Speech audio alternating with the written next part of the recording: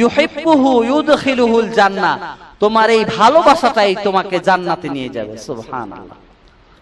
এজন্য কার সাথে ভালোবাসবেন? আপনি কি মাইকেল জ্যাকসনকে ভালোবাসবেন, নেইমার, মেসি?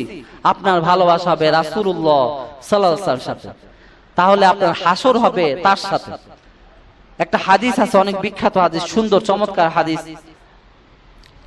মান তাশাব্বাহা বিকওমিন ফাহুয়া মিনহুম, যার সাথে যার মহাব্বত থাকবে, যার সাথে যার সাদৃশ্য থাকবে, তার সাথে তার কিয়ামত হবে।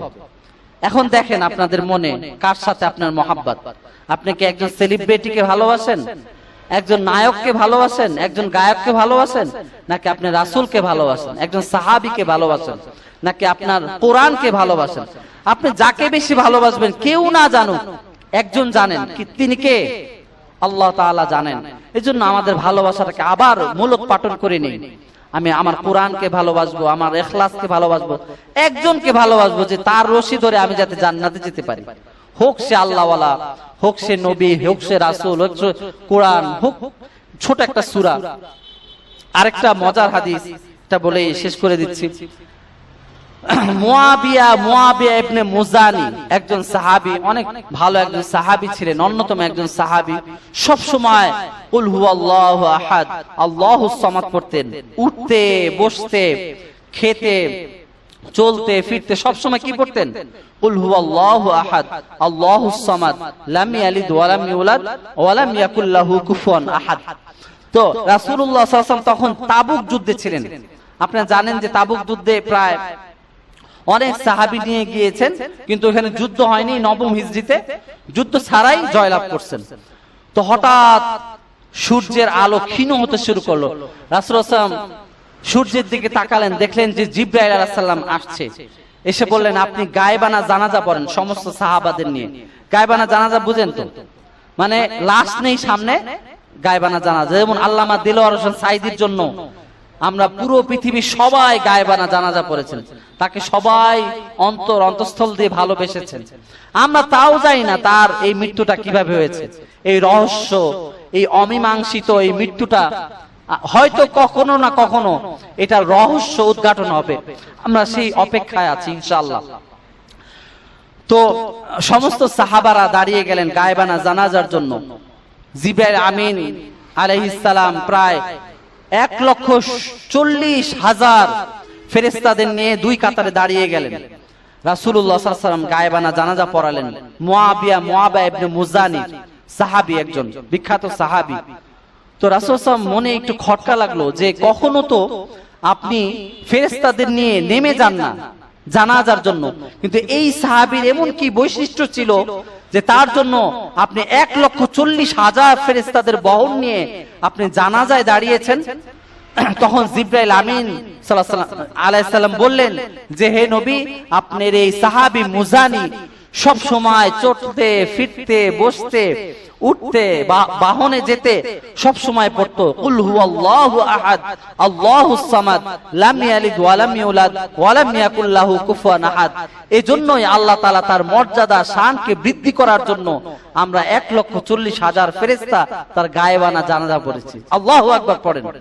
এজন্য আমরা হাবিবানা ওয়া হাবিবা রাব্বিনা মুহাম্মাদান আবদুল্লাহি ওয়া রাসূলুহু আরসালাহু বিল হাক্কি বাশীরান ওয়া নাযীরা ওয়া দাঈয়ান ইলাল্লাহি বিইذনিহি وسراجا منيرا. أما بعد فقد قال الله تعالى في كلامه المجيد وفي فرقانه الحميد. أعوذ بالله من الشيطان الرجيم. بسم الله الرحمن الرحيم. قل هو الله أحد الله الصمد لم يلد ولم يولد ولم يكن له كفوا أحد إن الله وملائكته يصلون على النبي يا أيها الذين آمنوا صلوا عليه وسلموا تسليما اللهم صل على سيدنا مولانا محمد وعلى آل سيدنا مولانا محمد প্রথম শুরুতেই মহান আল্লাহ তাআলা দরবারে শুকরিয়া জ্ঞাপন করছি। তার জ্ঞাতার্থে আমরা তাকে বেশি বেশি শুকরিয়া জ্ঞাপন করে মহান আল্লাহ তাআলা দরবারে হৃদয় নিংড়ানো ভালোবাসা জানাচ্ছি। হৃদয়ের সমস্ত ভালোবাসাটুকু আল্লাহর সামনে আমরা হাজির করছি, পেশ করছি। হৃদয়ের গহীন থেকে, হৃদয় নিংড়ানো অন্তরস্থল থেকে আল্লাহ তাআলার জন্য আমরা ভালোবাসা নিবেদন করছি। কেননা আল্লাহ তাআলা এত সুন্দর চমৎকার একটি দিন দিয়েছেন আমাদেরকে। আল্লাহ তাআলা সূরা কুরাইশে বলছেন, লিইলাফি কুরাইশ ইলাফিহিম রিহলাতাশ শিতাই ওয়াস সাইফ, আমি তোমাদেরকে যেমনি শীত দিয়েছি ঠিক তেমনি ভাবে গরম দিয়েছি। এই যে শীত, এখন কার্তিক মাস, অগ্রহায়ণ মাস চলছে, এই শীতের মৌসুম, শীত যখন আসে তখন ওই গরমের ভিতরে যেমন আমরা ফ্যান চালাই, এসি চালাই, তো ঠিক এই শীতে আমরা আমাদের গায়ে কম্বল দেই, আমাদের গায়ে জ্যাকেট দেই, মাফলার দেই। এই যে শীত, গ্রীষ্ম, হেমন্ত, বর্ষা, এই যে ঋতুগুলো সব আল্লাহ তাআলার একটা কারিশমা, আল্লাহ তাআলা একটা কারিগর, অনুভব করতে হবে। আমরা বীজ অঙ্কুরিত করে আসি গাছের ভিতরে, কিন্তু আমরা জানি না ওই বীজের নিচে কি আছে, কিন্তু আল্লাহ তাআলা ওই বীজটাকে সুন্দর করে পরিপক্ক করে একটা আম গাছ বানায়। আমরা তাও জানি না ওই আম গাছের ফল মিষ্টি হবে নাকি টক হবে। আল্লাহ তাআলা আমাদের এই রুচির সাথে মিলিয়ে এই আম গাছটা আম ফলন দেন আল্লাহ তাআলা। আমরা জানি যে রাজশাহী জেলাতে বিশাল বড় আমের বাগান পাওয়া যায়। ওখান থেকে আমাদের বাংলাদেশের সব জেলাতে আম সাপ্লাই হয়, বিশাল আমের বাগান, আপনারা গেলে দেখবেন। তো এই আমের বাগানগুলো পরিচর্যা করছেন, এই আমের বাগানগুলোকে আম দিয়ে ভরে দিচ্ছেন কে? আল্লাহ তাআলা। আমের মৌসুমে ঠিক আম আসছে, কাঁঠালের মৌসুমে কাঁঠাল আসছে, আবার যখন মৌসুমগুলো চলে যায় ঠিকই আর ওই গাছে আম ধরে না, কাঁঠাল ধরে না, লিচু ধরে না। এই সব কিছু আল্লাহ তাআলা ব্যালেন্স দিয়ে এই বসুন্ধরাকে আল্লাহ তাআলা সুন্দর করে অনুপম সৌন্দর্য দিয়ে ঢেলে সাজিয়েছেন। সুবহানাল্লাহ। আমরা যখন সুন্দর সরিষা ক্ষেতের দিকে যাই, সরিষা ক্ষেত দেখলেই আমাদের চোখটা জুড়িয়ে যায়, আমাদের অন্তরটা জুড়িয়ে যায়। আমরা যখন সাগরের দিকে যাই, সাগরের পানির এই গর্জন তর্জন, ঝর্ণার ছলাৎ ছলাৎ যেই শব্দগুলো আমাদের মনে একটা আনন্দ দোলা দেয়, এই সব কিছু সৃষ্টি করেছেন মহান আল্লাহ তাআলা। এজন্য আল্লাহ তাআলা সূরা মারিয়ামে বলছেন, কুল লাউ কানাল বাহরু মিদাদাল লিকালিমাতি রাব্বি লানাফিদাল বাহরু ক্বাবলা আন তানফাদা কালিমাতু রাব্বি ওয়ালাউ জিনা বিমিসলিহি মাদাদা। সুবহানাল্লাহ পড়েন। আল্লাহ তাআলা বলছেন যে এই পুরো পৃথিবীর সমস্ত গাছ যদি কলম বানিয়ে দেওয়া হয়, আর গাছের পাতাকে যদি খাতা বানিয়ে দেওয়া হয়, আর এই কলমের কালি যদি সমুদ্র, যত সমুদ্র আছে আমরা দেখছি, আটলান্টিক মহাসমুদ্র, বঙ্গোপসাগর, কৃষ্ণ সাগর, ভূমধ্য সাগর, আরব সাগর, কত বড় বড় সাগর, বিশাল বিশাল পানি, সব কিছু যদি কলমের কালি বানিয়ে দেওয়া হয়, আর এই গাছ যদি কলম বানিয়ে দেওয়া হয়, আর আল্লাহ তাআলার নিয়ামত রাজি লিখতে থাকো, সব যদি লিখে শেষ করে দেওয়া হয়, গাছ শুকিয়ে যাবে, গাছের কলম শেষ হয়ে যাবে, ক্ষয় হয়ে যাবে, পানি শুকিয়ে যাবে, কিন্তু আল্লাহ তাআলার নিয়ামত রাজি লিখে শেষ করা যাবে না। আল্লাহু আকবার। আল্লাহ তাআলা কত নিয়ামত রাজি রেখেছেন। দুনিয়ার আপনি আনাচে কানাচে যান, যেখানেই যাবেন সেখানে আল্লাহ তাআলার অপরূপ নিদর্শন রেখে দিয়েছেন। আল্লাহ তাআলা যুগে যুগে নিদর্শনগুলো রেখে দেন। আপনি মিশর জাদুঘরে যদি যান, ওখানে গেলে দেখতে পাবেন ফেরাউনের লাশ শুয়ে আছে। আল্লাহ তাআলা তার কোরআনুল কারিমে বলছেন যে আমি ওর লাশটাকে সংরক্ষণ করেছি, কিয়ামত পর্যন্ত সংরক্ষণ করে রাখবো। এবং জার্মানির কিছু ফরেনসিক বিভাগ ওর এই লাশটাকে অ্যানালাইজ করেছে, রিজনিং করেছে, করে দেখলো, আশ্চর্য, অবাক হয়ে গিয়েছে। এবং অনেকেই ওইখানেই কালিমা পড়ে মুসলমান হয়ে গিয়েছে। ফরেনসিক বিভাগের বিজ্ঞানীরা দেখলো যে এই লাশ মানে প্রায় 3000 বছর এই লাশটাকে আল্লাহ তাআলা প্রিজার্ভ করে রেখেছেন। সুবহানাল্লাহ। কিন্তু আমরা এখন দেখি একটা লাশ বেশি দিন থাকে না, অল্প দিনেই 10-12 দিনেই পচে গলে এটা নষ্ট হয়ে যায়। অনেক সময় দেখা যায় যে বিভিন্ন জায়গায় আমরা দেখি যে ফ্রিজিং লাশ গাড়ি, ওটার ভিতর লাশ রাখা হয়, তবুও অনেক কিছু দিয়ে ওইটাকে মেজারমেন্ট করে রাখা হয় লাশটা, তবুও পচে যায়। কিন্তু যে আল্লাহ তাআলা 3000 বছর ফেরাউনের লাশটাকে প্রিজার্ভ করে রেখেছেন, সেই আল্লাহর জন্য আমরা আরেকবার পড়ছি সুবহানাল্লাহ। আল্লাহ তাআলা কি না পারেন। অস্ট্রেলিয়ায় একটা গাছ আছে, আপনারা দেখেছেন কিনা জানি না। ওই গাছটা আল্লাহ তাআলার সামনে রুকু দিয়ে আছেন, রুকু এভাবে, অনেক ক্যালেন্ডারে আপনারা এটা দেখেছেন, রুকু দিয়ে আছেন। তো আল্লাহ তাআলার নিদর্শনের শেষ নেই। আল্লাহ তাআলা যেমন নিদর্শন দেখিয়েছেন, আবার অনেক জালেম গাদ্দার নাফরমানকে আল্লাহ তাআলা ধ্বংস করে দিয়েছেন। যারাই আল্লাহ তাআলার সাথে চ্যালেঞ্জ করেছে তারা দুনিয়ার ভিতরে টিকে থাকতে পারে নাই, পারবেও না। কারণ আল্লাহ তাআলা হচ্ছে বড় শক্তিমান, আল্লাহ তাআলা হচ্ছে শক্তিধর। উনি প্রথম থেকে আছেন, অতীত থেকে আছেন, যখন আমরা কেউ ছিলাম না, এবং সীমাহীন শেষ পর্যন্ত থাকবেন।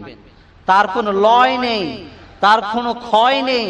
তিনি অব্যয়, তিনি অক্ষয়, তিনি চিরঞ্জীব, তিনি শাশ্বত। সুবহানাল্লাহ পড়েন। তো আল্লাহ তাআলার সাথে যারাই চ্যালেঞ্জ করেছেন তারাই নিশ্চিহ্ন হয়ে গিয়েছেন। মুসা আলাইহিস সালামের এক চাচতো ভাই ছিল, নাম কারুন। তাকে আল্লাহ তাআলা অনেক সম্পদ দিয়েছেন। মানুষকে আল্লাহ তাআলা সম্পদ দিয়ে পরীক্ষা করেন। আমাদের সম্পদ নেই, এটাও একটা পরীক্ষা। যার সম্পদ আছে এটাও তার জন্য একটা পরীক্ষা। যার ঘর বড় বাড়ি আছে এটাও তার জন্য পরীক্ষা। আল্লাহ তাআলা দেখেন সে কি আমার দিকে ধাবিত হয় নাকি জাহান্নামের দিকে ধাবিত হয়। তো কারুনকে যখন সম্পদ দিয়েছে, এটা কোরআনে কোট করা হয়েছে, হাদিসে এসেছে, ইতিহাসের গ্রন্থে এসেছে, কারুনের যে সম্পদের চাবি, সেই চাবি বহন করত শক্তিশালী কয়েকজন পুরুষ। আল্লাহু আকবার। তো মুসা বলল, কারুন তুমি যাকাত দাও, আল্লাহর জন্য যাকাত দাও। কারুন বলল, এটা তো আমি আমার ইন্টেলেকচুয়াল বুদ্ধি দিয়ে, আমার বুদ্ধিমত্তা দিয়ে আমি এই সম্পদ অর্জন করেছি। নাউজুবিল্লাহ। আমি এই যাকাত তোমার আল্লাহর রাস্তায় দিব না। এভাবে কয়েকবার বলার পর মুসা বলল, আল্লাহর আযাব তোমাকে গ্রেফতার করবে, তুমি যাকাত দাও। কারুন বলল, তোমার আল্লাহর আযাব পারলে নিয়ে আসো। চ্যালেঞ্জ করলো আল্লাহ তাআলার সাথে। আল্লাহ তাআলার সাথে যারাই চ্যালেঞ্জ করেছে তাদেরকে আল্লাহ তাআলা নিশ্চিহ্ন করে দিয়েছেন। সাথে সাথে মাটি কারুনকে গ্রাস করতে শুরু করলো। প্রথম তার পা টাকনু পর্যন্ত ডেবে যায়। কারুন মনে করেছে আমি বেঁচে যাব। আঁটু পর্যন্ত মাটি তাকে গ্রাস করে ফেললো। কারুন তাও মনে করেছে আমি বেঁচে যাব। কিন্তু যখন বুক পর্যন্ত, গলা পর্যন্ত ডেবে যায়, তখন কারুন বলে, হে মুসা আমাকে বাঁচাও, আমার সম্পদ আমি তোমার আল্লাহর নামে দিয়ে দিব। কারুন বলল, না, এখন তোমার সময় শেষ। সময় আউট অফ কন্ট্রোল, এখন আর তোমাকে বাঁচানো যাবে না। আজও পর্যন্ত কারণ 1 বিঘা জমিনের ভিতরে ডাবতে থাকবে। আল্লাহ তাআলার সাথে চ্যালেঞ্জ কখনোই আল্লাহ তাআলা বরদাস্ত করেন না। শয়তান আল্লাহ তাআলাকে সাথে চ্যালেঞ্জ করলো যে ওয়া ইন্নাকা লাআলা সিরাতিম মুস্তাকিম, আমি তোমার ভালো বান্দাদেরকে ফুসলিয়ে কুমন্ত্রণা দিয়ে আমি আমার দলে ভিড়াবো, অর্থাৎ জাহান্নামের দিকে ভিড়াবো। আল্লাহ তাআলা বলেন না, আমি তোর চ্যালেঞ্জকে গ্রহণ করলাম। যারা আমার ভালো বান্দা, যারা অনুশোচনা অনুতপ্ত হয়ে তওবা করবে, আমি তাদেরকে মাফ করে দেব। তুই কি করবি? সুবহানাল্লাহ। এজন্য আল্লাহ তাআলার সাথে চ্যালেঞ্জ চলে না। আজও এই পৃথিবীতে অনেকে চ্যালেঞ্জ করেছেন। আপনারা জানেন যে ব্রাজিলের একজন রাজনৈতিক ব্যক্তি উনি চ্যালেঞ্জ করলেন যে আমার এই রাজনৈতিক জীবনে কখনো আমি হারিনি কোন ভোটে, তো এবারের ভোটেও আমাকে ঈশ্বরও আমাকে হারাতে পারবে না। তো ওই বছরে সে কোন এক আত্মায়ের গুলিতে নিহত হয়েছেন। তো অহংকার, চ্যালেঞ্জ কখনোই ভালো কিছু বয়ে আনে না। ফেরাউন চ্যালেঞ্জ করলো, আমি খোদা, আমাকে তোমরা সবাই মানো। আল্লাহ তাআলা বললেন, কি তুই আমার সাথে চ্যালেঞ্জ করলি?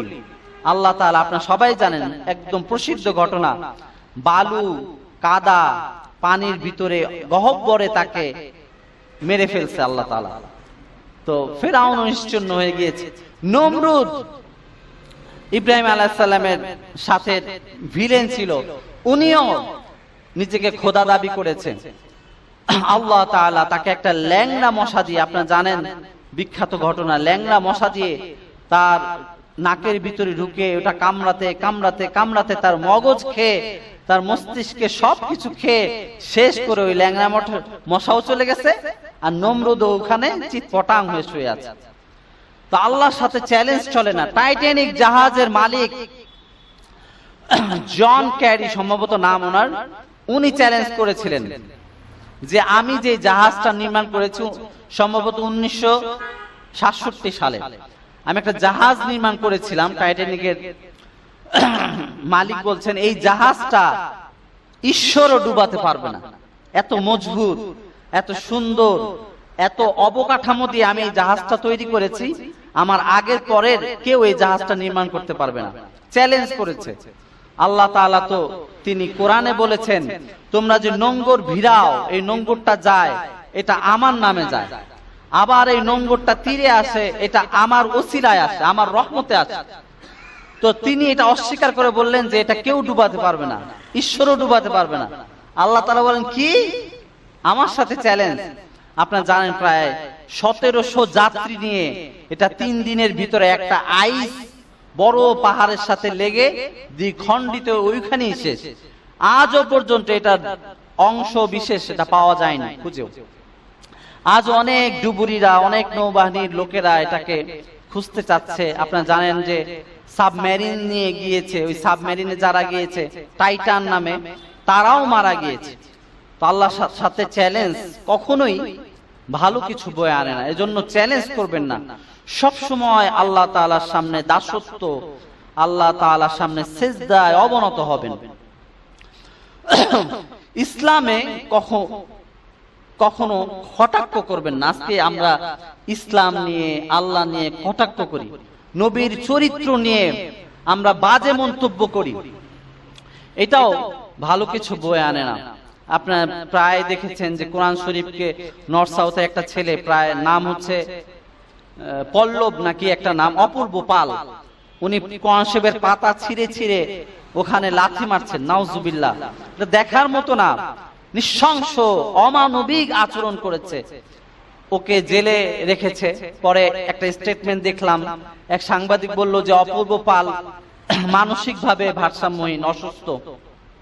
তো এইভাবে ইসলামকে যারাই মাটির নিচে গেড়ে ফেলতে চেয়েছে তারাই ধ্বংস হয়েছে, কিন্তু ইসলাম ফুরফুর করে আকাশের দিকে এটা সবসময় গজিয়ে উঠেছে।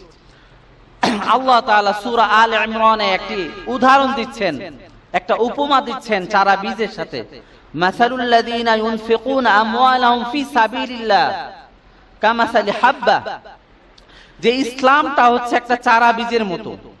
কেউ যদি ইসলামটাকে মাটির ভিতরে গেড়ে দিতে চায় তাহলে এটা মাটির ভিতরে গাড়া যাবে না, এটা আরো শাখা প্রশাখা হয়ে উপরের দিকে ফুলে ফেঁপে উঠতে থাকবে। আল্লাহু আকবার পড়েন। তো আমি যেই আয়াতে কারিমা তেলাওয়াত করেছি আপনাদের সামনে, আপনাদের সবার পরিচিত একটি সূরা, সূরাতুল ইখলাস, আপনাদের অনেকে মুখস্থ আছে। রাসূল করিম সাল্লাল্লাহু আলাইহি ওয়াসাল্লাম এই সূরাটিকে বড্ড বেশি ভালোবাসতেন। উনি ফজরের আগে যে 2 রাকাত নামাজ, ওই নামাজেও সুন্নত নামাজে সূরা কাফিরুন পড়তেন প্রথম রাকাতে, এবং দ্বিতীয় রাকাতে সূরা ইখলাস পড়তেন। সুবহানাল্লাহ।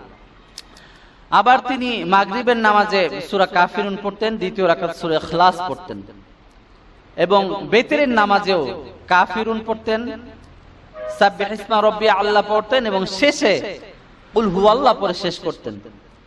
এই সূরার অনেক মর্তবা আছে, শানে নুজুল আছে, ওজিফা আছে।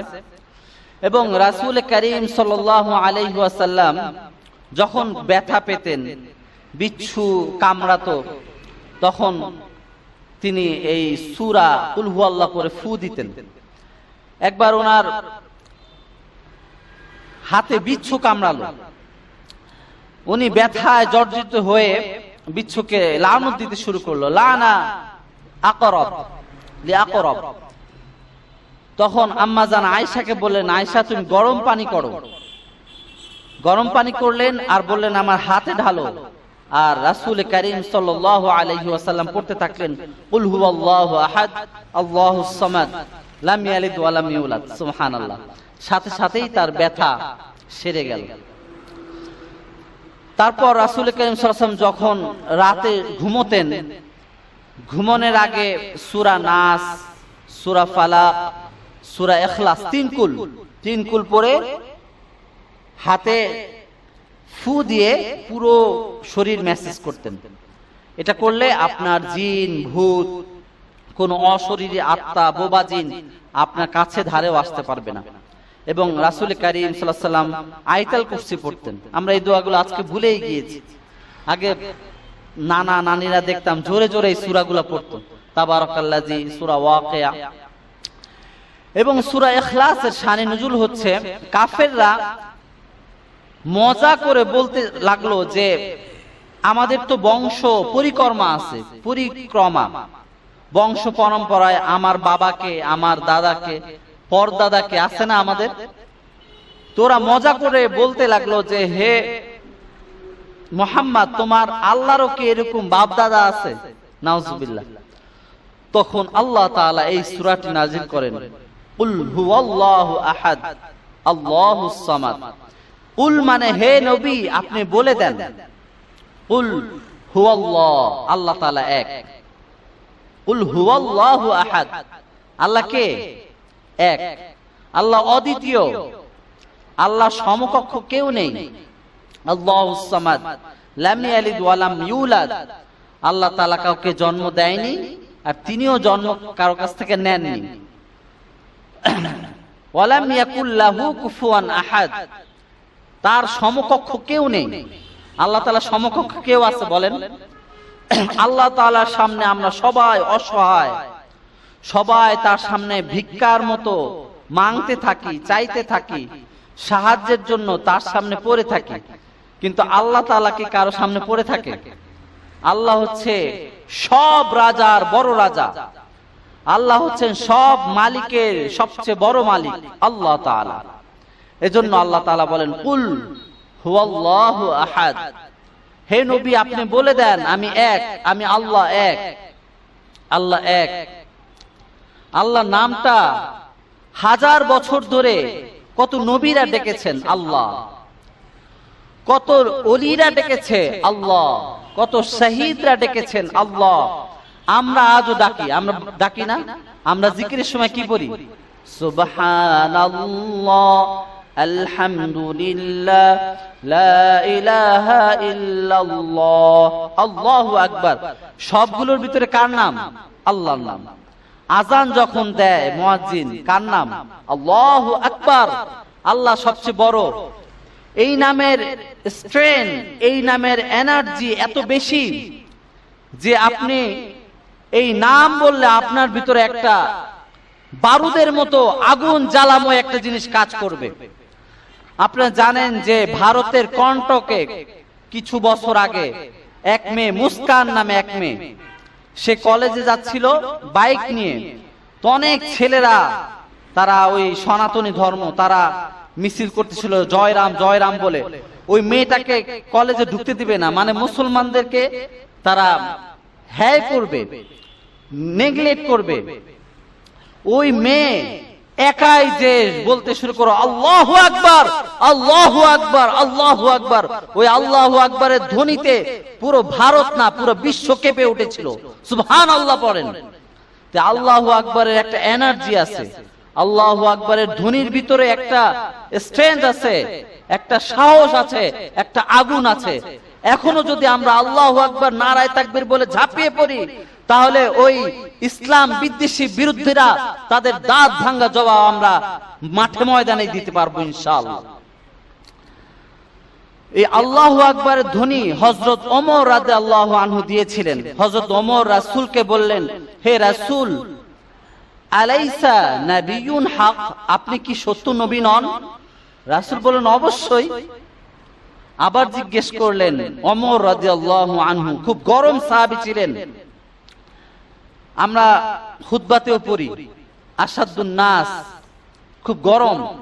তো ওমর বললেন, আলাসনাল দ্বীনুল হক, এই আমাদের যে দ্বীন প্রতিষ্ঠা হয়েছে এটা কি সত্য না? নবী বলেন, অবশ্যই সত্য। তারপর শেষ প্রশ্ন করলেন যে আলাইসাল কুরআনা হাক্কুন কিতাবুন হাক্কুন, যে আমাদের যে কোরআন এটা কি সত্য নয়? রাসূলুল্লাহ সাল্লাল্লাহু আলাইহি ওয়াসাল্লাম বললেন, অবশ্যই সত্য। তখন ওমর বললেন, যদি সবই সত্য হয় তাহলে ঘরের ভিতরে কেন ইসলাম নিয়ে আমরা বাইরে বের হব ইনশাআল্লাহ। ওই দিন ওমর রাদিয়াল্লাহু আনহু কিছু সাহাবীদেরকে নিয়ে আল্লাহু আকবার নারায়ে তাকবীর বলতে বলতে কাবার গিলাফ ধরেছে। আবু জাহেল, উতবা, সাইবা ওই দিন কেউ সাহস পায়নি ওই ওমর রাদিয়াল্লাহু আনহুর মিছিলকে থামিয়ে দিতে, আন্দোলনকে থামিয়ে দিতে। আল্লাহু আকবার পড়েন। আজও বাংলার জমিনে আমরা আল্লাহু আকবার বলে যদি আমরা যে কোনো কাজ ইসলাম বিদ্বেষী, নাস্তিক বিদ্বেষী যদি হাসিল করতে চাই, আল্লাহু আকবার ধ্বনি দিয়ে আমরা ওইটা আমাদের কাজটাকে আমরা সমাধান করতে পারবো। কিন্তু ওই ঈমান এখন আর পাওয়া যায় না। ওই ঈমান ভোঁতা হয়ে গিয়েছে, ওই ঈমান নিভে গেছে। আমাদের অন্তরে আলো নেই এখন। আমাদের অন্তরে আলোকিত করতে হবে। এই কোরআন আমাদেরকে আলোর পথে নিয়ে যায়। এই কোরআন আমাদেরকে ভিতরের যেমন আলো, ঠিক কোরআনটাও আলো। কোরআন এসেছে আমাদেরকে আলোর পথ দেখাতে। নবী আমাদের অন্ধকার যুগ থেকে আলোর দিকে নিয়ে গিয়েছেন। এজন্য এই লা ইলাহা ইল্লাল্লাহটা, আল্লাহ শব্দটা যেন তেন শব্দ নয়, এটা একটা বারুদ, এটা একটা আগুন, এটা একটা জ্বালাময়ী আন্দোলন। সুবহানাল্লাহ পড়েন। আপনারা জানেন যে রাশিয়ার একজন রেসলার আছে, রেসলার, আপনার নাম শুনেছেন? রাশিয়ার রেসলার, বক্সার, এবং সে ফাইট করতে জানে। ওনার বাবা ওনাকে ফাইট শিখিয়েছেন। ওনার নাম হচ্ছে খাবিব আব্দুল্লাহ। আপনি ইন্টারনেটে সার্চ দিলে পাবেন খাবিব আব্দুল্লাহ। ওর জীবনে 29টা ও ফাইট করেছে। 29টা ফাইটের ভিতরে কখনো পরাজয় বরণ করেনি। এটা একটা অবাক করা বিষয়। সুবহানাল্লাহ। পৃথিবীতে এই যে মেসি, নেইমার, আমরা যত সেলিব্রিটি দেখি কেউ না কেউ পরাজয় বরণ করেছে। যত মোহাম্মদ আলী বক্সার, তারপরে যত আমরা জানি আর কি, সবার একটা পরাজয় আছে। ওর ভিতরে কোনো পরাজয় নাই। ও ছোটবেলায় ও ভাল্লুকের সাথে মারামারি করত, ভাল্লুক, বাঘ, ওদের সাথে মারামারি করত। এবং ওর যে কোচ, বস ছিল ওর বাবা। তো ও একটা ফাইটে যাবে, তো সবসময় ও ছিল মুসলমান, আলহামদুলিল্লাহ, মাশাআল্লাহ, সবসময় ওর মুখে লেগেই থাকে আল্লাহু আকবার। খাবিব আব্দুল্লাহ খুব সুন্দর, শক্ত, ওর এক একটা বজ্র মুষ্টি হচ্ছে বারুদের মতো, বিস্ফোরণের মতো আঘাত করে, যে এক একটা বক্সারের গায়ে। খুব শক্তিশালী লোক। ও যখন স্টেজে যাচ্ছিল, তো এক আমেরিকান বক্সার, ওর নাম হচ্ছে কর্নর, ও ওকে আঘাত করছে, আরে তোমাদের আল্লাহ তোমাদের নবী ভুয়া, এরকম একটা খারাপ কথা বলছে। ও আর এই স্লেজিং সহ্য করতে পারে নাই, ও আল্লাহু আকবার ধ্বনি দিয়ে ওই রেসলারের সাথে ফাইট করে ওইখানে জয় হয়ে গেল। বিশাল মারামারি, বিশাল, ও বড় পালোয়ান ছিল, ও বড় পালোয়ান ছিল। তো ওই খেলা ও জিতে গেল। জিতে যে আল্লাহু আকবার ধ্বনি দিতে দিতে ও পুরো মঞ্চ, পুরো সবাইকে কাঁপিয়ে দিল। তো আল্লাহু আকবার এই শব্দটা যেন শব্দ নয়, এটা একটা বারুদ। যে কোনো সমস্যায় আল্লাহু আকবার বলবেন, তাকবীর বলবেন, লা ইলাহা পড়বেন, আল্লাহ তাআলা আপনার সব সমস্যা মিটিয়ে দিবে। আপনি অনেক আগে এক ওলি আল্লাহর নাম শুনেছেন, সৈয়দ কুতুবউদ্দিন শাহিদ নাম শুনেছেন। উনি ছিলেন মিশরের একজন বড় তাফসীর কারক। তো উনি দেখলেন সমাজে জাহালিয়াত, মূর্তির পূজা হচ্ছে, অনইসলামিক অনেক সমস্যা জর্জরিত সমাজ। তো উনি ওনার এইসব দেখে ওনার মনটা মুছছে গেল। উনি যুবকদের দিকে তাকিয়ে খুব আফসোস করতেছিলেন, এই যুবকরা এখন ইসলাম বাদ দিয়ে অনইসলামিক কার্যকলাপের সাথে সবসময় অ্যাটাচ। তো উনি একটি তাফসীর লিখলেন, তাফসীর ফি জিলালিল কুরআন, অনেক সুন্দর একটা তাফসীর, আপনারা পড়বেন ইনশাআল্লাহ, অনেকে জানেন হয়তো। তো ওই তাফসীর ফি জিলালিল কুরআন পড়ে অনেক ছেলেরা ইসলামের পথের দিশা পেয়েছে। তো ওই মিশরের বাদশা ছিল, বাদশার নাম মনে আসতেছে না, উনি উপায়ন্ত না দেখে ওই ওনাকে ধরে ফাঁসি দেওয়ার আদেশ দিল। ফাঁসি দেওয়ার যখন আদেশ দিল, ফাঁসির দিন যখন ঘনিয়ে আসলো, তো ফাঁসি দেওয়ার আগে আপনারা জানেন যে জেল কর্তৃপক্ষ মানে তওবা পড়ায়, লা ইলাহা পড়ায়, যাতে করে ওনার জীবনের সমস্ত গুনাহ মাফ হয়ে যায়, এরপর ফাঁসি দেয়। সব জায়গায় আছে এটা। তো বেতনভুক্ত ইমাম আসলো ওনাকে লা ইলাহা পড়াতে, সৈয়দ কুতুবউদ্দিন শাহ। ওনাকে বলল পড়েন লা ইলাহা ইল্লাল্লাহ, একটু পরে আপনার ফাঁসি। তখন উনি একটি চমৎকার জবাব দিলেন, বলল যে তুমিও লা ইলাহা বলেছো, তোমাকে সরকার বেতন দিচ্ছে, আর আমি ওই লা ইলাহার এক্সপ্লেনেশন করেছি, ব্যাখ্যা দিয়েছি, আমাকে ফাঁসির মঞ্চে দাঁড়াতে হচ্ছে। সুবহানাল্লাহ।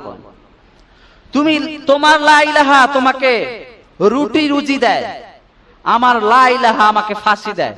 তার মানে তোমার লা ইলাহা আর আমার লা ইলাহার ভিতরে পার্থক্য আছে। সুবহানাল্লাহ। এজন্য অনেকে লা ইলাহা পড়তে জানে, অনেকে আল্লাহ বলতে জানে, কিন্তু ওই আল্লাহর ভিতরে ঈমানি শক্তি নেই, যেটা ওমরের ভিতরে ছিল, যেটা ওই ভারতের কর্নরের মুস্কানের ভিতরে ছিল, যেটা রাশিয়ার হাবিবের ভিতরে ছিল। এজন্য ভিতর থেকে ঈমান তাজা করতে হবে। সাহাবায়ে কেরাম আপনি দেখেন ওদের সমাজটা কি পরিমাণ নোংরা ছিল। আমরা এখন সমাজের দোষ দেই, অনেকে বলি না, আরে ভাই বললেন না, সমাজটা গেছে একবারে। আপনি যদি চিন্তা করেন 1450 বছর আগে সাহাবাদের সমাজটা আরো নোংরা ছিল। আপনারা জানেন, সবাই ইতিহাস পড়েছেন, কিন্তু সমস্ত সাহাবাদের ভিতরটা একদম ফ্রেশ ছিল, রিফ্রেশ ছিল তাদের ঈমান। এজন্য সমস্ত জাহালিয়াত, সমস্ত খারাপ জিনিসও তাদের ভিতরটাকে নোংরা করতে পারে নাই, তারা এগিয়ে গিয়েছেন। আপনারা জানেন যে সর্বযুগের ভিতরে তারাই ছিল সোনালী মানুষ। এজন্য আল্লাহ তাআলা বলে দিয়েছেন, রাদিয়াল্লাহু আনহুম ওয়া রাদু আন, আল্লাহ তাআলা তাদের উপর সন্তুষ্ট। তারা এত সুন্দর সোনালী মানুষ ছিলেন। তাদের গল্প, তাদের কাহিনী, তাদের জীবনে যদি পড়েন, আপনার এই অন্তরটা বিগলিত হয়ে যাবে, আপনার চোখ দিয়ে পানি দাঁড় করে পড়বে। তারা কি সুন্দর ছিল, পরিচ্ছন্ন মানুষ ছিল। তো তাদের সমাজটা তো অনেক খারাপ ছিল, তারা কেন নষ্ট হয় নাই? আজকে আমরা সমাজের দোষ দিচ্ছি, তার মানে হচ্ছে আমাদের ভিতরের যে ঈমানটা, এটা রিফ্রেশ, একদম সুন্দর, একদম আয়নার মতো হচ্ছে না। এজন্য আমাদের ভিতরটা আগে সুন্দর করতে হবে। এজন্য আল্লাহ তাআলা বলছেন, কুল, হে নবী আপনি বলে দেন, আল্লাহু আহাদ, আমি এক, আল্লাহ তাআলা এক। আরো মজার ছলে যদি আমি বলতে চাই, তাহলে আল্লাহ শব্দটা যদি আমি এই যে আল্লাহ শব্দ 4টা অক্ষর, আলিফ লাম লাম হা। প্রথম অক্ষর যদি আমি কেটে দেই তবু আল্লাহর একটা মিনিং দাঁড়ায়। যেমন আমার নাম ধরেন মতিউর, প্রথম অক্ষর কেটে দিলে তিউর, কোনো শব্দ হয় না, নাথিং। তো আল্লাহ তাআলার প্রথম অক্ষরটাও যদি কেটে দেন তবু আল্লাহ তাআলা একটা মিনিং হয়। আল্লাহ বলেন লিল্লাহি মা ফিস সামাওয়াতি ওয়াল আরদ, সুবহানাল্লাহ। দ্বিতীয় অক্ষর যদি আপনি বাদ দিয়ে দেন তাহলে 2টা অক্ষর থাকে, লাম হা। এটা দিয়েও আল্লাহর একটা চমৎকার নাম হয়, লাহু মুলকুস সামাওয়াতি ওয়াল আরদ। আপনারা জানেন, কোরআন শরীফ পড়েছেন।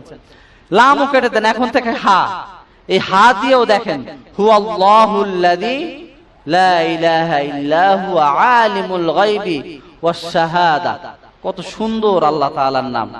এবং এই আল্লাহ তাআলার নাম, এই যে আল্লাহ নামটা এত মধুর, এত জাদু এই নামটার ভিতরে, যে যতই আল্লাহ ডাকেন ততই আপনার এই মধু মাখা হৃদয় কখনো শান্ত হবে না। আল্লাহ নামটা কখনো দ্বিবচন হয় না। আপনারা জানেন যে ঈশ্বরের ঈশ্বরী হয়, ভগবানের ভগবতী হয়, কিন্তু আল্লাহ নামের কোনো দ্বিবচন নেই, স্ত্রীলিঙ্গ নেই। আল্লাহ আল্লাহ।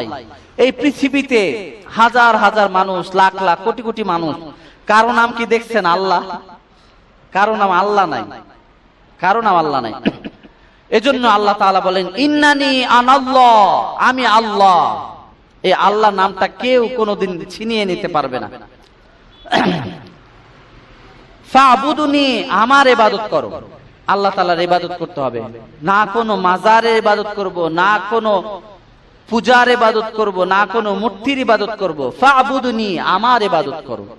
ওয়ামা খালাকুতুল জিন্না ওয়াল ইনসা ইল্লা লিয়াবুদুন। সব সময় একজন মহিমা, একজন সত্তার ইবাদত করতে হবে, তিনি হচ্ছেন আল্লাহ।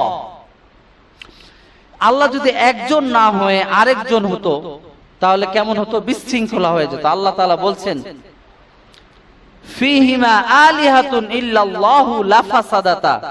যদি এক আল্লাহ না হয়ে কয়েকজন আল্লাহ হতো কি হতো? একজন আল্লাহ বলতো যে তুমি পূব দিকে সূর্য উঠাও, আমি আজকে থেকে পশ্চিম দিকে উঠাবো, এখন বৃষ্টি হবে। আরেক আল্লাহ বলতো না, এখন রৌদ্র হবে। একটা বিশৃঙ্খলা লেগে যেত। এজন্য একজন আল্লাহ, আমরা একজন আল্লাহর কাছে চাই, একজন আল্লাহর কাছে মাথা ঠোকাই। কত সুন্দর আমাদের রব।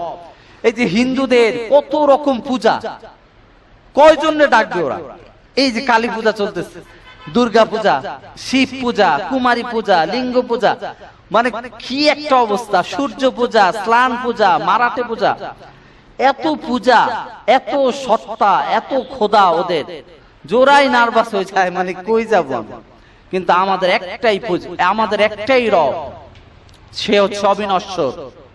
আল্লাহ এক, আল্লাহ প্রথম থেকে আছেন। আল্লাহ তাআলা বলছেন সূরাত হাদীদে হুয়াল্লাহুল্লাযী হুয়াল আউয়ালু ওয়াল আখিরু ওয়াল যাহিরু ওয়াল বাতিন। আমি প্রথম থেকে আছি এবং শেষ পর্যন্ত আমি থাকব। আমি তোমাদের গোপন কিছুও জানি, প্রকাশ্যে যা করো সেটাও জানি। সুবহানাল্লাহ। আমার পিছনে কি হচ্ছে আমি এটা জানি? আমি জানি না। আমার ইলম এটা আমাকে ভুলিয়ে দিয়েছে। আমাদের জন্য আলিমুল গায়ব, আমরা এটা জানি না। আমরা জানি না আমার সামনে কি হবে, কালকে কি হবে, আমি এটা জানি না। এবং 10 দিন আগে আমি কি খেয়েছি বা 2 দিন আগে আমি আমার ব্রেকফাস্ট কি করেছি আমার মনে নেই। কিন্তু আল্লাহ তাআলার ইলম বিশাল বড়। আল্লাহ তাআলা বলেন যে বিশাল বড় সাগর, এই সাগরে যদি একটা চড়ুই পাখি একটু চঞ্চুতে পানি, সুয়ের মতো একটু পানি, যতটুকু পানি ওই ততটুকু ইলম আমি পুরো বিশ্বের ভিতরে ছড়িয়ে দিয়েছি।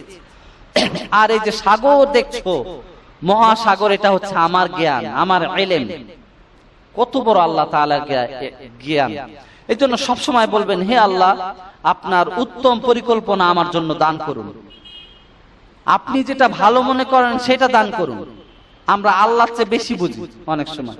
এজন্য যে কোনো সমস্যায়, যে কোনো যন্ত্রণা, যে কোনো ভেজাল, যে কোনো গ্যাঞ্জাম যখনই পড়ে যাবেন তখনই আপনি নামাজে দাঁড়িয়ে আল্লাহ তাআলার মনোনিবেশ হবেন।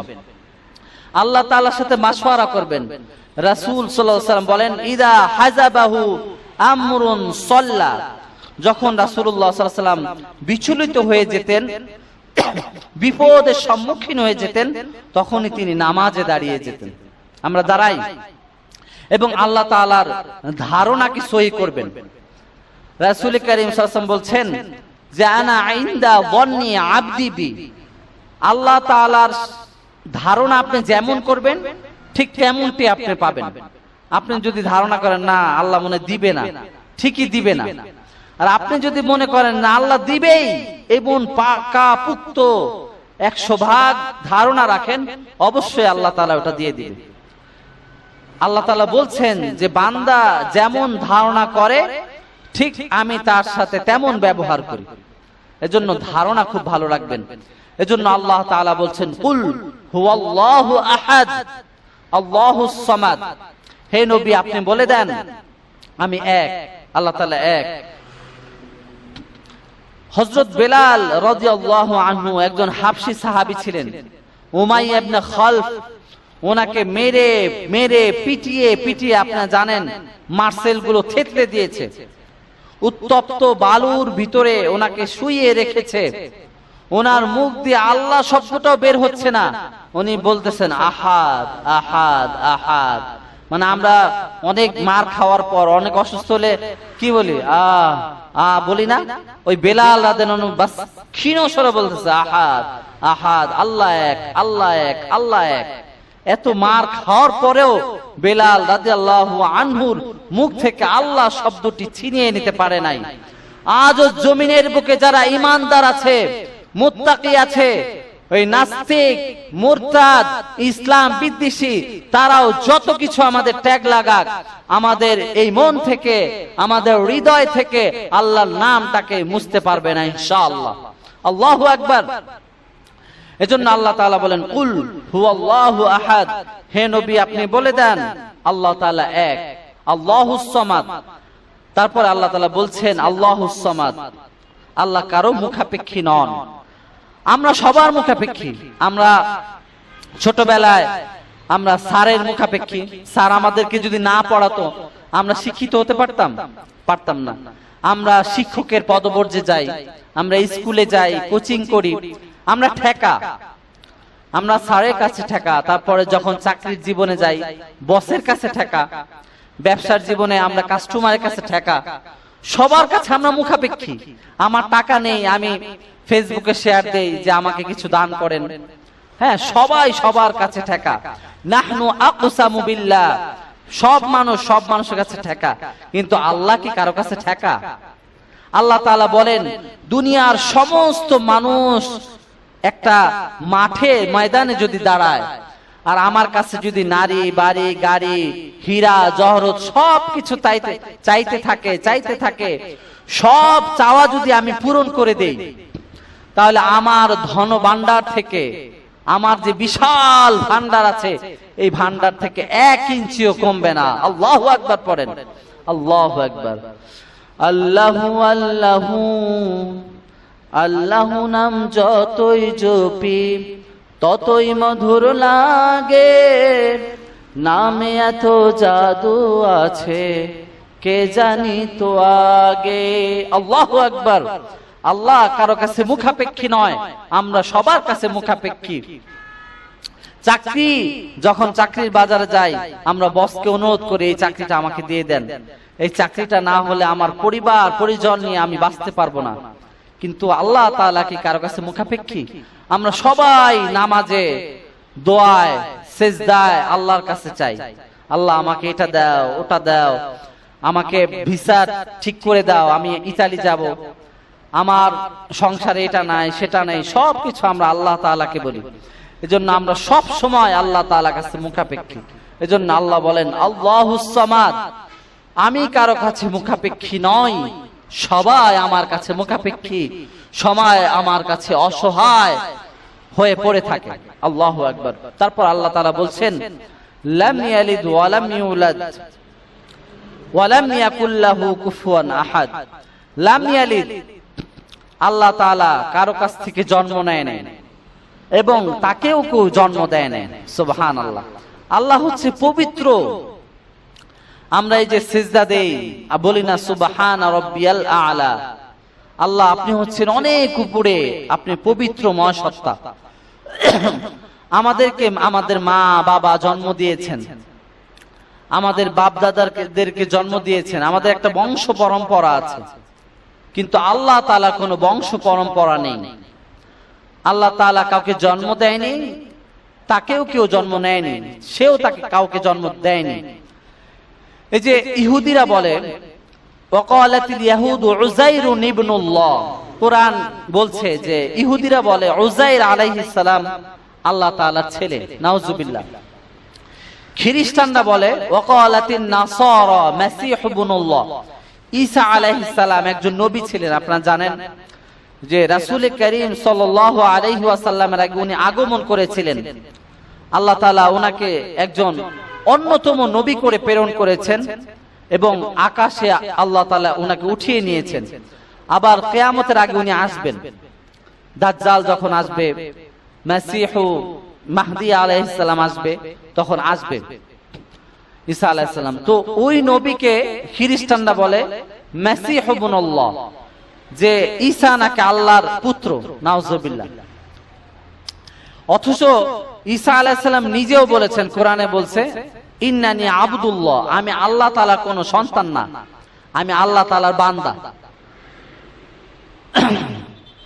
কাল কিয়ামতের ময়দানে আল্লাহ তাআলা বলবেন যে তোমাকে যে খ্রিস্টান সম্প্রদায় আমার ছেলে বানিয়েছে, তুমি এটা জানো? ঈসা বলল যে আমি সবই জানি, আমি ওনাদেরকে মানা করেছি সম্প্রদায়কে যে আমি আল্লাহর বান্দা, আল্লাহর রাসূল, আমাকে ছেলে বানায়ও না। কেন তোমরা বলছো? বিচারের কাঠগড়ায় দাঁড়াতে হবে। কিন্তু মুসলমানরা ঈসাকে আমরা নবী জানি, মুহাম্মদকে নবী জানি, আল্লাহ তাআলা কোনো পুত্র নাই, আল্লাহ তাআলা কোনো কন্যা নেই। অনেকে বলেন যে মালায়েকা, এই যে ফেরেশতারা আল্লাহ তাআলার মেয়ে, আল্লাহ তাআলার মেয়ে নাকি ফেরেশতারা, নাউজুবিল্লাহ। আল্লাহ তাআলার এই পরিপ্রেক্ষিতেও আয়াতটা নাজিল করেছেন লাম ইয়ালিদ ওয়া লাম ইউলাদ, যে আমার খালি মেয়েই আছে, তাহলে ছেলে কই? আমার মেয়ে বানাই দিলা মালায়েকা। তো আল্লাহ তাআলা খুব আফসোস করে বলছেন আমি কাউকে জন্ম দেইনি, আর আমিও কারো কাছ থেকে জন্ম নেইনি। এজন্য আল্লাহ তাআলা বলছেন কুল হুয়াল্লাহু আহাদ আল্লাহুস সামাদ লাম ইয়ালিদ ওয়া লাম ইউলাদ ওয়া লাম ইয়াকুল লাহু কুফুয়ান আহাদ। ওয়া লাম ইয়াকুল লাহু কুফুয়ান আহাদ, আল্লাহ তাআলার সমকক্ষ কেউ নেই। এই যে বড় বড় রাজা, বাদশাহ, তারপরে প্রাইম মিনিস্টার বলেন, সবার একটা না একটা সময় নিশ্চিহ্ন হতেই হয়। আপনারা দেখেছেন আমেরিকার প্রেসিডেন্ট ছিল অনেক আগে, আমেরিকা জন্ম নিয়েছে কলম্বাসের মাধ্যমে। কলম্বাস এসে এই আমেরিকাকে জন্ম দিয়েছে, একটা দ্বীপে ছিল এই রাজ্যটা। তারপর কত, এই যে জর্জ ডব্লিউ বুশ, আমরা যাদেরকে দেখেছি, ওবামা, তারপরে এই যে ট্রাম্প, তারপরে মাঝখান দিয়ে কে জানে আসলো বুশ। তো সবার একটা ছন্দপতন আছে, উৎখাত, আন্দোলন, যাওয়া আসা আছে। কিন্তু আল্লাহ তাআলার কখনো যাওয়া আসা নাই। আল্লাহ তাআলা এই প্রথম থেকে যেভাবে আছেন ওইভাবেই আছেন। একবার মুসা বলল, আল্লাহ তোমাকে কি ঘুমে ধরে না? আল্লাহ তাআলা বলছেন সূরা আয়াতুল কুরসিতে লা তাখুযুহু সিনাতু ওয়ালা নাওম, আমার ঘুমেও ধরে না, আবার তন্দ্রাও ধরে না। আমরা অনেক সময় ঝিমাই না, ঝিমাই, বাসে ঝিমাই, মসজিদে ঝিমাই, মানে অনেক পেরেশান হলে, টায়ার্ড হলে আমাদের ঘুম আসে। কিন্তু আল্লাহর কি ঘুম আসে? আল্লাহ বললেন হে মুসা তুমি দুইটা গ্লাস নাও, দুইটা গ্লাসে পানি নাও। দুইটা গ্লাসে পানি নিল, বললো যে এখন দাঁড়ায় থাকো। মুসা আলাইহিস সালাম দাঁড়িয়ে আছেন। মুসা বললেন কেন এটা বলছেন? আল্লাহ বলল তুমি দাঁড়িয়ে থাকো তাহলেই বুঝবে। হঠাৎ 1 ঘন্টা, 2 ঘন্টা, 5 ঘন্টা যাওয়ার পর ঘুম আসতেছে আর গ্লাসগুলো টলতেছে। ঘুমে যখন ধরে ফেললো মুসাকে, ঠাস করে গ্লাসগুলো পড়ে ভেঙে গেল। তখন আল্লাহ তাআলা বললেন ও মুসা, আল্লাহ তাআলার সাথে কিন্তু কথা বলতেন, ওয়া কাল্লামাল্লাহু মুসা তাকলিমা। আল্লাহ তাআলার আওয়াজ অনেক সুন্দর ছিল। আমাদের আওয়াজে যে এই পাশ দিয়ে বললে এই পাশে শোনা যায়, এই পাশ দিয়ে বললে, কিন্তু আল্লাহ তাআলার আওয়াজ চারদিক দিয়ে শোনা যেত। আল্লাহ তাআলা তো সব জায়গায় বিরাজমান। তো মুসা সব ভেঙে গেল। আল্লাহ তাআলা তখন বললেন হে মুসা আমি যদি ঘুমাই, আমার যদি তন্দ্রা আসে, তাহলে এক একটা নক্ষত্র, গ্রহ নক্ষত্র একটার সাথে টাক লেগে ভেঙে যাবে। সূর্য চন্দ্রের সাথে ধাক্কা লেগে চূর্ণ বিচূর্ণ হয়ে যাবে, খান খান হয়ে যাবে। আমরা যে গ্যালাক্সিতে আছি, এই গ্যালাক্সির নাম কি বলেন তো? এই যে গ্যালাক্সিতে আছে, এই গ্যালাক্সির সাথে আরেকটা গ্যালাক্সিতে লেগে ভেঙে যাবে। হাজারো গ্যালাক্সি, তারা, তারকাপুঞ্জ, ব্ল্যাক হোল, আমরা যেগুলোর নাম জানি, সবকিছু ভেঙে চুরে খান খান হয়ে যাবে। এজন্য মুসা, আমি ঘুমাই না। আমি কেন ঘুমাই না? যখন আপনি ঘুমিয়ে যান, আমরা ঘুমাই না রাত্রে, ঘুমের থেকে যখন উঠে আমরা কোনো সাহায্যের জন্য আল্লাহর কাছে চাই, তো আল্লাহ তাআলা ঘুমালে হবে বলেন? এজন্য বলে আমি আল্লাহ ঘুমাই না, তোমাদের জন্য ঘুমাই না। তাবারাকাল্লাহু আহসানুল খালিকিন, তোমাদের এই সৃষ্টি সবকিছু আমি ঠিক রেখেছি। তুমি ঘুম থেকে উঠে যদি তোমার নিঃশ্বাস নিতে না পারো, ধরো বাতাস বন্ধ হয়ে গেল, আমি নাই, তুমি ঘুম থেকে উঠে কিভাবে নিঃশ্বাস নেবে? তোমার আত্মা, তোমার রুহু, তোমার মস্তিষ্ক, তোমার নাক, হেয়ারিং, তোমার সবকিছু আমি ঠিক রেখেছি। যদি আমি ঘুমিয়ে যাই, সবকিছু অচল হয়ে যাবে, নিঃশেষ হয়ে যাবে। তখন মুসা বলল, হ্যাঁ ঠিকই বলেছেন আপনি, আমি ভুল, আমি বুঝতে পারিনি। এরপর মুসা বললেন, হে আল্লাহ, আপনি আমাকে একটা স্পেশাল কিছু একটা দেন। আমরা তো এই যে সুবহানাল্লাহ, আলহামদুলিল্লাহ অনেক কিছু পড়ি। তার মুসা বললেন যে আমাকে স্পেশাল এক্সক্লুসিভ একটা কালিমা দেন, এমন একটা শব্দ দেন, এমন একটা বাক্য দেন, যেটা পড়ে আমি যেন আপনার আরো প্রিয় হতে পারি, প্রিয় থেকে প্রিয় হতে পারি, প্রিয় ভাজন, নৈকট্যশীল হতে পারি। তা আল্লাহ বলেন, তুমি পড়ো লা ইলাহা ইল্লাল্লাহ। তো মুসা বলল যে আরে এইটা তো সবাই পড়ে, লা ইলাহা ইল্লাল্লাহ, এটা আমরা পড়ি, আপনারা পড়েন, এটা তো সাধারণ জাতীয় কালিমা, এটা সবাই পড়ে। তা আল্লাহ তাআলা বলেন যে না, লা ওয়াদাআস সামাওয়াতু ওয়াল আরদ কাফা, সাত আসমান, সাত জমিন যদি এক পাল্লায় রাখা হয়, আর আরেক পাল্লায় যদি লা ইলাহা ইল্লাল্লাহ কাফা রাখা হয়, তাহলে ও মুসা তুমি জেনে রাখো, লা ইলাহা ইল্লাল্লাহর পাল্লা ভারী হয়ে যাবে। লাউ রাজাহাত কাফাতু লা ইলাহা ইল্লাল্লাহ। আল্লাহু আকবার করেন। এই লা ইলাহা ইল্লাল্লাহ, আল্লাহ শব্দ কি যেন তেন জিনিস? সাত আসমান জমিনে কত কিছু আছে, আল্লাহু আকবার। এই প্রথম আসমানই তো আমাদের জানা নাই, এরপরে দ্বিতীয় আসমান। আল্লাহর হাবিব সাল্লাল্লাহু আলাইহি ওয়াসাল্লাম বলেছেন, দ্বিতীয় আসমানের তুলনায় প্রথম আসমান একটা ছোট আংটির মতো। তৃতীয় আসমান, চতুর্থ আসমান, পঞ্চম আসমান, ষষ্ঠ, সপ্তম, এরপরে কত জায়গা, কত স্পেস, লাউহে মাহফুজ, সিদরাতুল মুনতাহা, আল্লাহ আরো কত কিছু আছে, বিশাল। আপনি যদি মানচিত্র নিয়ে একটু ঘাটাঘাটি করেন, গুগলে সার্চ দেন, আপনি এই পৃথিবী নামক কিছু খুঁজেই পাবেন না। আল্লাহু আকবার। পৃথিবী যে কই আপনি খুঁজেই পাবেন না, এর মানচিত্র খুঁজে পাবেন না। এত বড় এক একটা গ্যালাক্সি পৃথিবী, এক একটা গ্যালাক্সি থেকে আরেকটা গ্যালাক্সি যেতে প্রায় লক্ষ লক্ষ বছর লাগবে। তাও যদি আপনি আলোর গতিতে যান, আলোর গতিতে মনে হয় কিছু হয় নাই পৃথিবীতে, সবচেয়ে হয়তো প্লেন বা রকেট অনেক দ্রুত যায়, কিন্তু আলোর গতি হচ্ছে 1,86,000 সেকেন্ডে চলে, সেকেন্ডে। এই যে আমি কথা বলতেছি, এই চলে গেছে 1,86,000 মাইল। এরকম কোন একটা যানবাহন দিয়ে যদি আপনি এক গ্যালাক্সি থেকে আরেকটা গ্যালাক্সি যান, মানে প্রথম আসমানের কথা বলতেছি, তাহলে আপনার লাগবে 25 লক্ষ বছর। আল্লাহু আকবার। এরকম গ্যালাক্সি আছে কয়েক হাজার কোটি। আপনি কই আছেন, আপনার এই কল্পনাও ঢুকবে না যে আল্লাহ কত বড়। তো ওই আল্লাহ বলছেন যে এই লা ইলাহা ইল্লাল্লাহর ওজন, এর ভারত তো কত বড় জানো মুসা? এক পাশে যদি সাত আসমান জমিন সবকিছু রেখে দাও, আরেক পাশে যদি লা ইলাহা ইল্লাল্লাহ রেখে দাও, তাহলে লা ইলাহা ইল্লাল্লাহর পাল্লা ভারী হয়ে যায়। আল্লাহু আকবার। দেখেন, এই যে আমাদের মৃত্যুর সময় একজন মুসলমান যদি লা ইলাহা ইল্লাল্লাহ পড়ে, সে জান্নাত পেয়ে যায়। আল্লাহু আকবার। এই লা ইলাহার কত দাম, আমরা এটাকে বুঝি না, কত ভারী, কত ওজনওয়ালা এই লা ইলাহা ইল্লাল্লাহ। এজন্য রাসূল কারীম সাল্লাল্লাহু আলাইহি ওয়াসাল্লাম বলছেন, মান ক্বালা লা ইলাহা ইল্লাল্লাহ সিদকাম মিন কলবিক দাখালাল জান্নাহ। সুবহানাল্লাহ পড়েন। রাসূলুল্লাহ সাল্লাল্লাহু আলাইহি ওয়াসাল্লাম বলছেন, যে ব্যক্তি অন্তর নিয়ে ফ্রেশ হৃদয়ে একদম কোনো কিছু না লুকে সন্দেহী সাসপেশন না করে যদি লা ইলাহা ইল্লাল্লাহ খাঁটি মনে পড়তে পারে, তাকে আল্লাহ তাআলা জান্নাত দিয়ে দিবেন। সুবহানাল্লাহ।